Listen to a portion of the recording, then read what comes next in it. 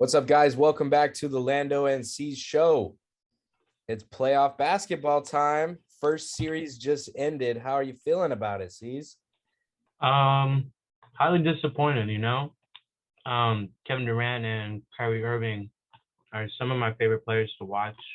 They have some of the best skills in the game today. And it's crazy to say that, we live in a world where they got swept in the That's first crazy. round. Not only did they get swept in the first round, they are the only team in the playoffs to get swept this year, officially. And There's listen, I no don't other think team. and I don't think Kevin Durant or Kyrie Irving's ever been swept. I mean, in Kevin Durant's Oh, first. it's Kyrie's first round exit as well. And it is also Kevin Durant's second first round exit. He Yeah, hasn't because done it since 2010 with the yeah, Thunder. yeah, Um, and that was his first playoffs. Yeah, first time in the playoffs against the Lakers. yeah. And on top of that, he took the Lakers to 6 games, and we got lucky because of that buzzer beater. But that's not the point. Um, this series was crazy, man. So a crazy stat that I found was not a single one of these four games was decided by more than 7 points. Game two had the largest margin of point differentials, and it was a 7 point victory by the Boston Celtics. Um, a quick recap: Game one ended on the buzzer beater winner from none other than Jason Tatum. Um, he has been quickly proving himself as easily a top five player in the NBA, especially after Oh, this I don't know year. about top five player, but top 10 for sure. He's looking amazing, man. Like But top five is definitely debatable. top five is I tough, wouldn't I but wouldn't hate you for it. top five is tough. I say, yeah, he's probably top eight right now. Yeah, he's up there in the top And 10. You got me there, um, but like top five, if you want to argue that, I think you the have only one point. reason why is in the next couple years, you're gonna like LeBron is gonna phase out, right? As we've seen his play is diminishing. We have after this series, I mean, Kevin Durant's amazing, Kyrie's amazing, but what happened? I mean, they got swept. So is I their mean, play? I mean, obviously Kyrie's play has been kind of wishy-washy for the past couple years. I mean, if you look at the reason why Brooklyn lost is, you know, they're still trying to gel together and figure things out. And that's what happens when one of your most important players misses half of the season for his personal reasons. Yeah, Uh, and, at the end of the day, trading for Ben Simmons for James Harden and getting nothing out of it this season, absolutely nothing. And he was rumored to come back in Game 4. And what happened to him? As soon as they got down 3-0, he left. no, His man. back Yeah, was hurting all of a sudden. he stepped out, and that just proved he just doesn't have. Who was it? Reggie Miller or something that said that he just doesn't have like the A lot of these guys, heart. Shaq, Yeah, I mean, Chuck, he lacks like Reggie, the tenacity to play when it matters most. It seems like and so and far. and we've seen it in even as far as his college days in LSU, when the team was so bad with him, they only got into the NIT tournament, and he didn't even want to participate in it. I know. That says a lot about him, Yeah, and it shows now that when they needed him the most, his back was hurting all of a sudden, and very it's just a similar. shame. Very similar to a Zion Williamson down in New Orleans. Similar style of thinking where they don't care about the team. It seems like. Well, I would say Zion Williams more than anything his own weight is a problem, because he is such a small, like a big dude in a small body for his He his is. freakish ability. He's And insane. I just think for him is just being more disciplined with his diet, because he can't afford to get bigger, because those lower extremities are going to feel all that, especially with all the power he puts into his athleticism. Well, we'll be talking more about the Pelicans eventually once that series ends, and they might take the Suns to 7 games. Yeah, I don't know. yeah, But as far as this series goes, I just wanted to highlight Jason Tatum, obviously the star of the series. yeah. Averaged 29 and a half points throughout the four games, I also seven want to assists, and four rebounds. Yeah, I want Great to say stats. Jason Statham definitely led the offense, but you know what? We also have to give him credit for defense and just the whole team in general, because I think the star of this series was the Boston Celtics defense.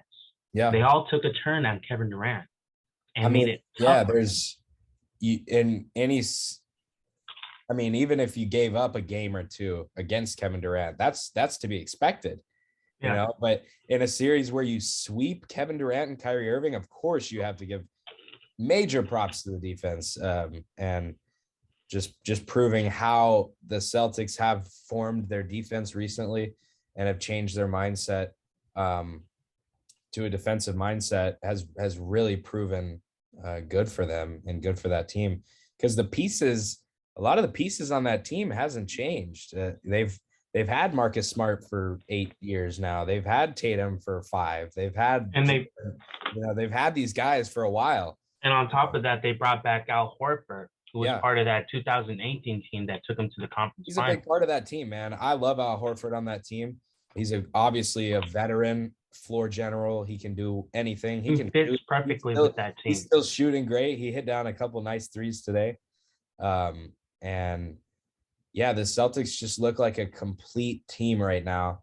And they're a scary matchup for anybody. Anybody. Them. They're a very scary matchup.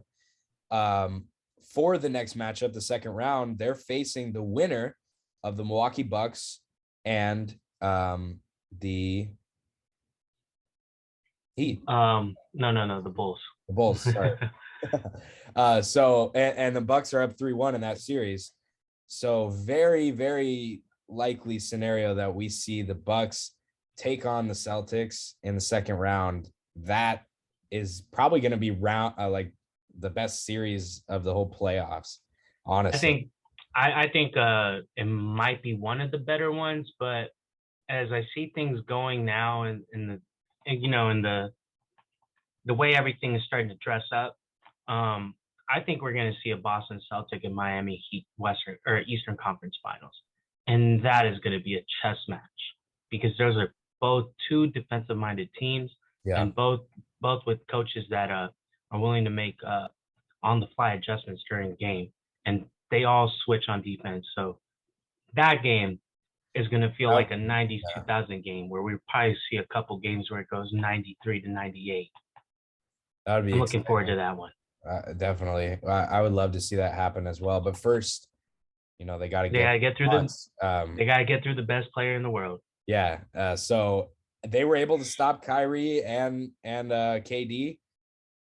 We just got to see if they can do the same exact thing for Giannis. And will Middleton be back for that series if they go? No, I highly doubt he's going to even be back until either the conference finals or big loss. That's a big loss for the Bucks, man. Middleton's a key. But listen, guys have stepped up with his absence. With Grayson Allen, he's been putting up 20 points in the last 2 games against the Bulls. And granted, though, I don't think the Celtics are going to allow Grayson Allen to go for 20 points. Drew Holiday, such an underrated all-star. Not enough people talk about how great of a player he is, both offensively and defensively. And, you still have the greatest player in the world. And Bobby Portis, who's having the year of his life. And, it's still going to be a tough out regardless, even if, Milwaukee doesn't make it past the second round. So quickly talking about this last game, it was in Brooklyn. KD had a career night, 39 points, 9 assists and 7 rebounds. I mean, what more can you ask from him? Everything seemed to be like, okay, the Nets can finally win one game. Let's see, take it back to Boston, though. They would have to go back to Boston if they won, which I believe the Celtics probably would have closed it out in the next game if the Nets won tonight.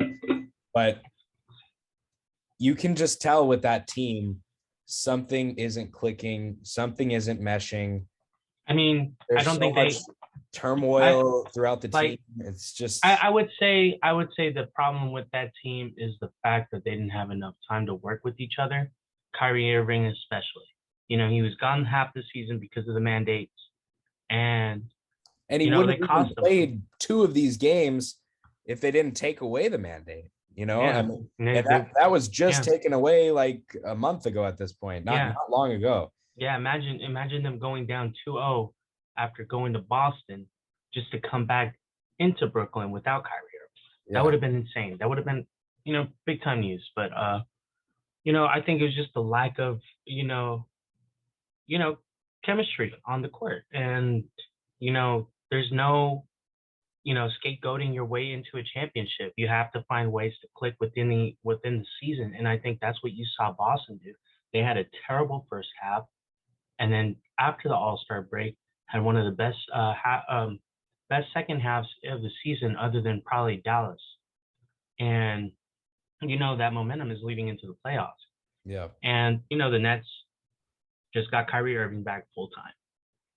So, if they had James Harden, maybe, because you also traded him away for practically nothing. They had all a fucking quitter. Guys. Yeah. And I'm sorry, it's really embarrassing.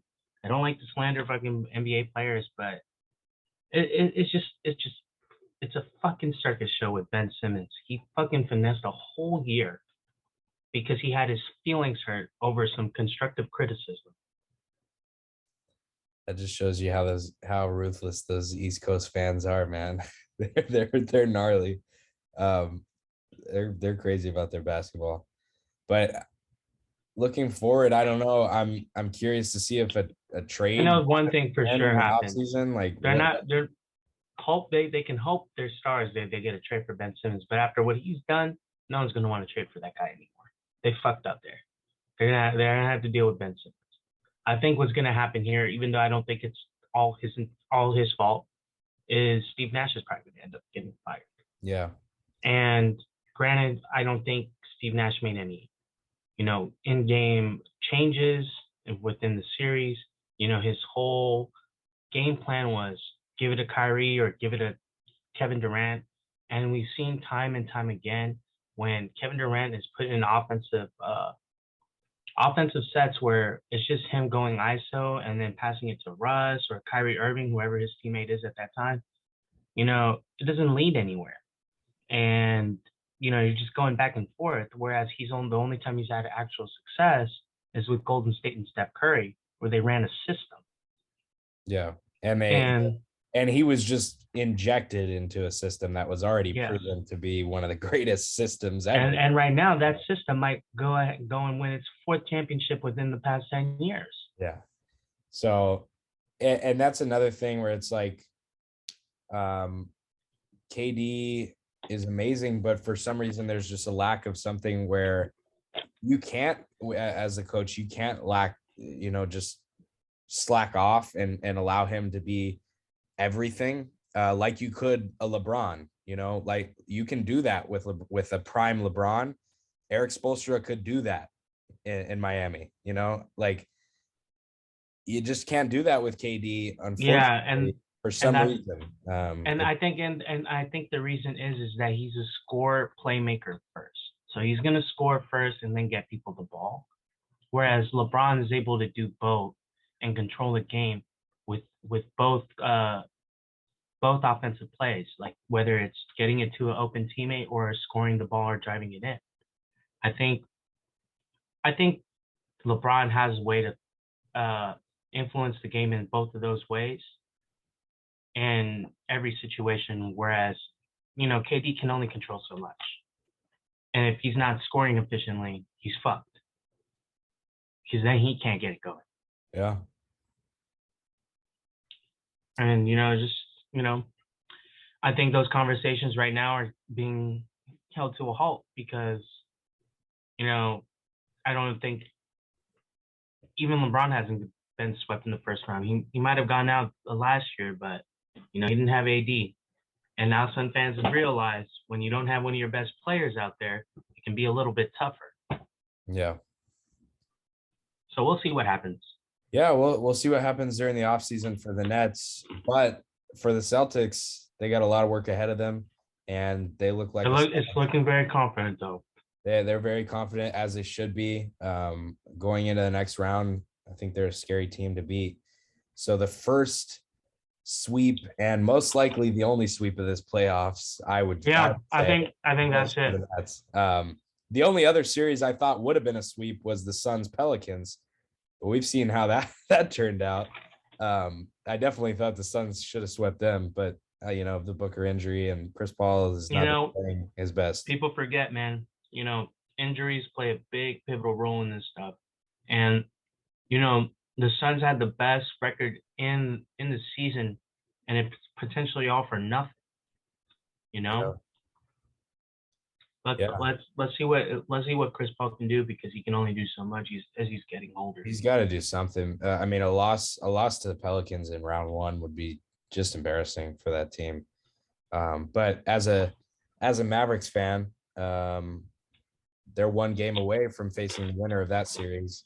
And I love our chances against either of those teams in a battered long series, where both of those teams are fighting hard to get each win.